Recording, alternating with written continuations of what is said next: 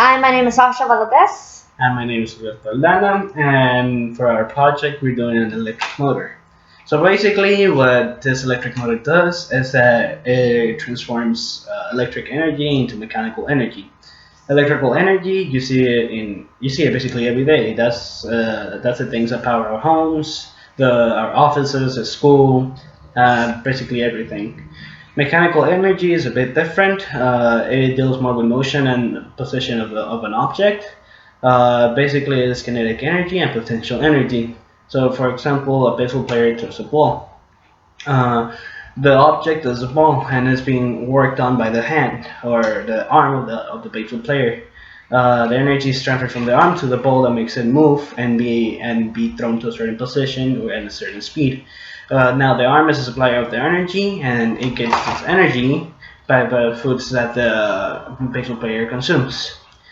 Now, all of this was discovered by Michael Faraday. He was a scientist that contributed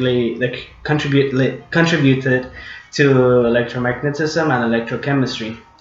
So basically, the way that the motor works is that it has like an electromagnetic induction. So what this means is that there is a change in magnetic fields. And in order to create the electric motor, you are going to be needing a few materials. One of the materials is called the electromagnetic coil. Now, the reason it got its name electromagnetic coil is because that allows the current to flow through, and it creates its own magnetic field. Now, the magnetic field is just a space surrounding the magnet where force is applied. Uh, Without the electromagnetic coil, the magnets won't be able to have their own magnetic field crash with another magnetic field, because that basically creates the coil to flip. So the other material that we have is the magnets.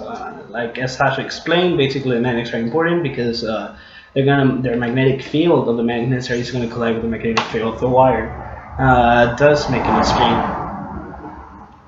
And the next thing you're going to be needing are the washers. The washers are basically the gateway to having the electric motor work. The way it works is it creates an electric shock to the coil, and that's basically it. It's just there to create an electric shock. Without it, you won't have anything for it to for the coil to move like it does. The next material that we need is a block of wood. The block of wood is literally the base of the thing. You could use anything else, but we chose a block of wood for the base of the motor. And the next material are the batteries. Batteries are important because they're the power source to the whole project. Without these batteries, nothing would be able to work. And the reason why we need batteries is because they contain something called electrolytes, which is positively charged ions, and those ions they transfer from the batteries to the washers, thus into the electromagnetic coil. Now the next material that we're going to use is hot glue. Hot glue is just to put everything together. There's no special need to it, but yeah, it's basically to put everything in place, the magnets, the washers, and yeah. The next material are called the adaptive interconnect electronics, which are little mini jumper cables, and this allows the energy from the battery to transfer into the washers. Just think of it as a little route from the batteries to the washers.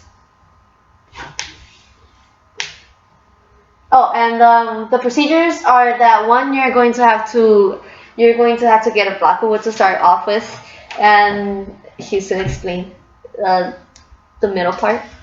So basically, when you have your block of wood, you're also gonna need a ruler. Well, actually, it's not. It can be anything, just for it to measure it, and you gotta find the middle. So basically, when you find the middle, you're gonna put about an inch apart the nails. The nails is another material that you need. They work as a base for the washers and the magnets.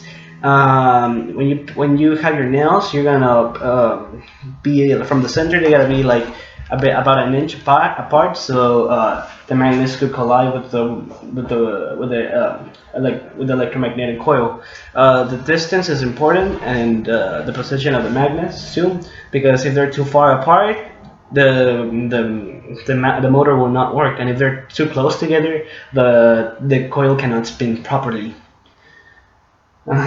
Yes.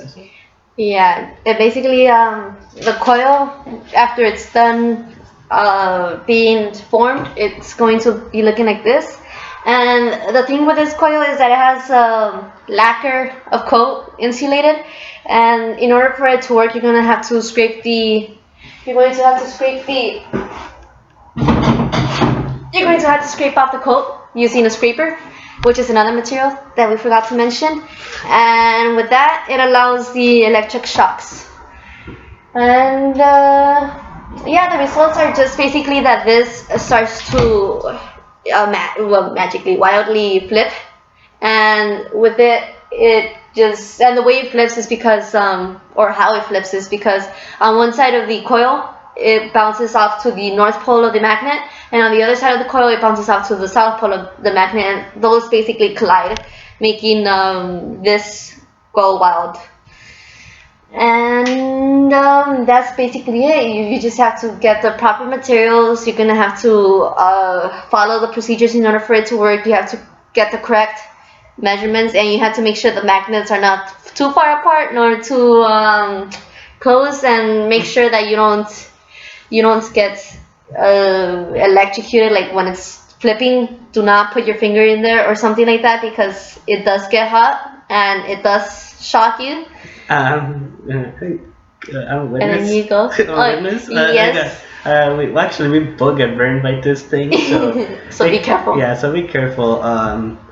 Just for another little recap, is that basically this is what this motor does. It converts electrical energy to mechanical energy. All of this was discovered by Michael Faraday, the scientist, of course, and now that's pretty much it. And also, please remember, like how it happened to us, don't act crazy around it, or else it does fall apart, and you're gonna have to remake everything.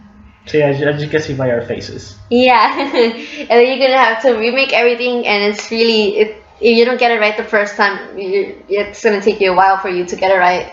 So be careful with it, and that's the little advice. Thank you for watching. Thank you. Bye, Mr. Ho.